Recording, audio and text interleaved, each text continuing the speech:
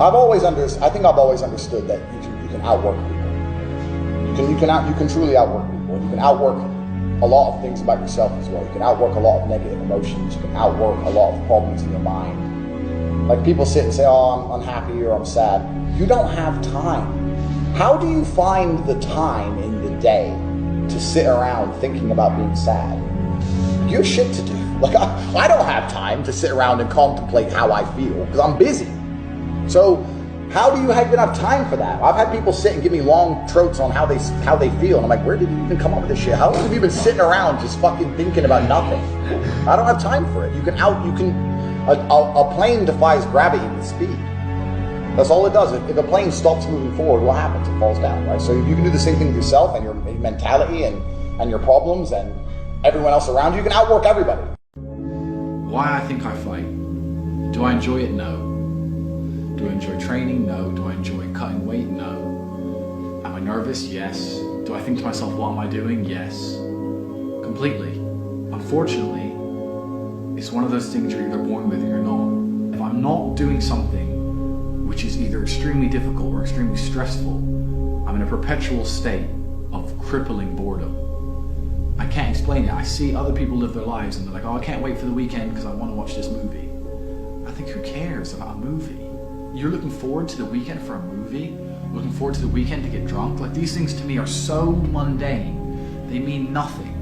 And if I don't fight, if I'm not in a situation where I'm stressed or worried or concerned, I'm just perpetually bored. And boredom's crippling. If you're an intelligent person and you've got a good brain on your shoulders, you can't just sit there bored. I see people climb Mount Everest or jump off buildings or do base jumping, or the guy who jumped from space. People think, what's he doing? He's crazy. I understand.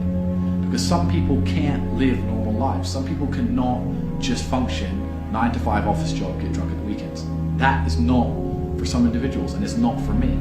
So I have to find something which keeps me physically tired enough to stop me going AWOL, and mentally tired enough, and I've chosen fighting, because without this, when I'm not in training, I wake up every day and think, okay, what am I going to do today?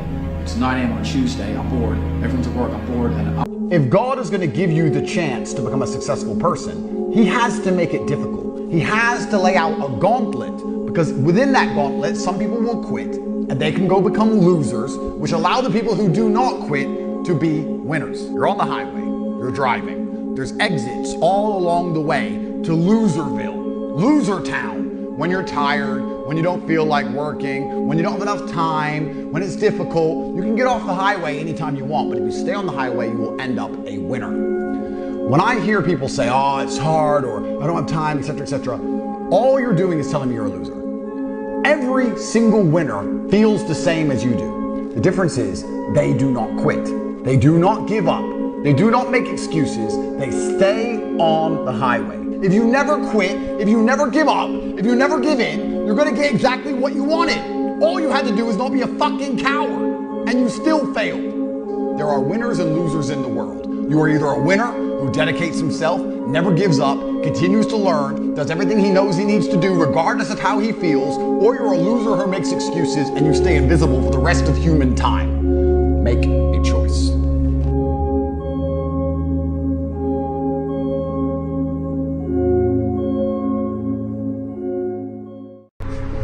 I think most people also don't understand that time is an extremely valuable currency, and the Matrix tries very hard to waste your time. It's distance from event. They tell you, don't worry, you'll be rich when you finish uni. Don't worry, you'll be rich when you pay off your mortgage. They try and long things out. They try and take your time and waste your years. Because by doing that, you stay subservient, you stay subdued. They hang a carrot and a dream far off in the distance. None of it's real. It's never gonna come, you're never gonna be rich, you're never gonna have what you want if you follow the path they've laid out for you. Because the path is designed to make slaves inside the Matrix. It's not designed to make you escape. And that's what's important. You need knowledge, you need action, you need love for the world around you. Most minds depend on the Matrix for safety. But if you're smart enough to understand that you get to live once, and if you want your life to be a life worth living, you need to have unique experiences and unique capabilities.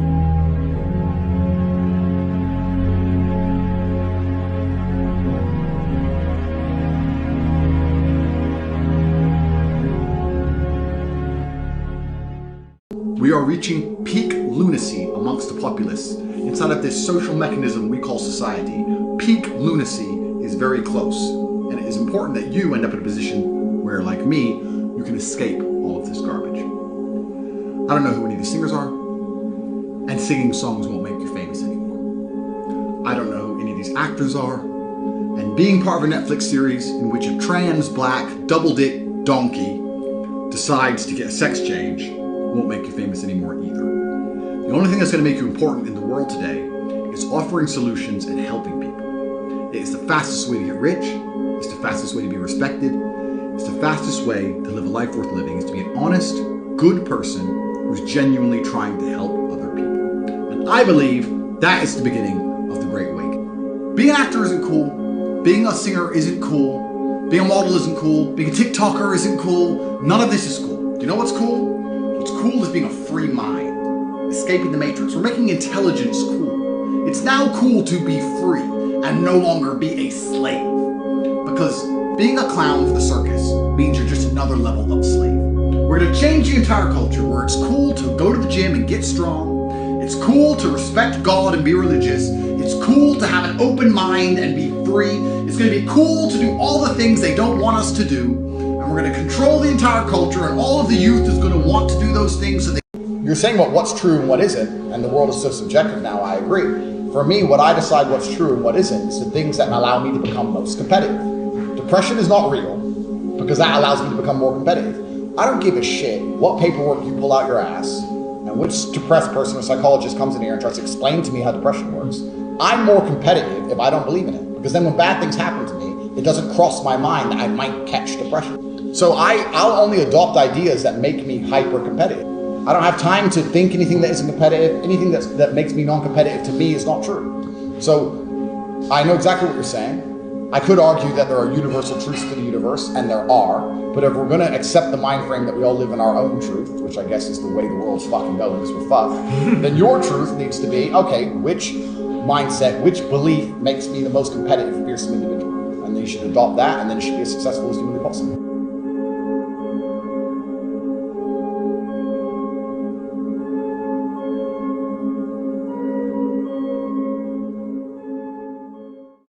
The universe is full of blessings. Let me explain to you how the universe works. The universe has this big bag of blessings.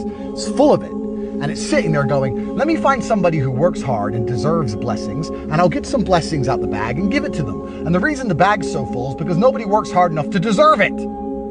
It's actually fantastically easy. You just have to do things. Get up and actually try, actually work, stop looking for shortcuts, stop being a lazy loser, stop being an idiot, stop scrolling garbage, and actually try, and you can have it.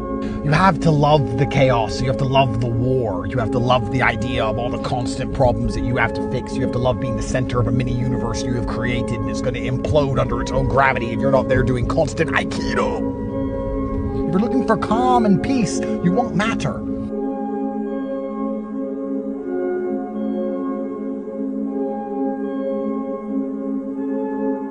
Looks very ugly. There's no fucking passion. There's no fucking motivation. There's no, oh my God, man, no. It's every day of your life just doing. No passion. No discipline, no motivation. All these words, I hate that so many people fucking use these words now because it's watered.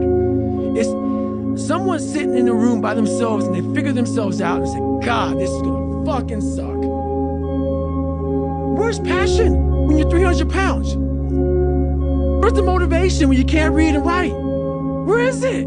So how did this happen? I just fucking did. I just did. I said, maybe at the end of this journey, there'll be something there for me. If not, I can read. If not, I'm 185 fucking pounds. There's no magic potion. There's no, oh, let me wake up and look at some shit. No, all those words are overused. They're bullshit. It's all bullshit. Just do. You're living. How do you want to live? How do you want to die? How do you want to fucking be remembered? That's it.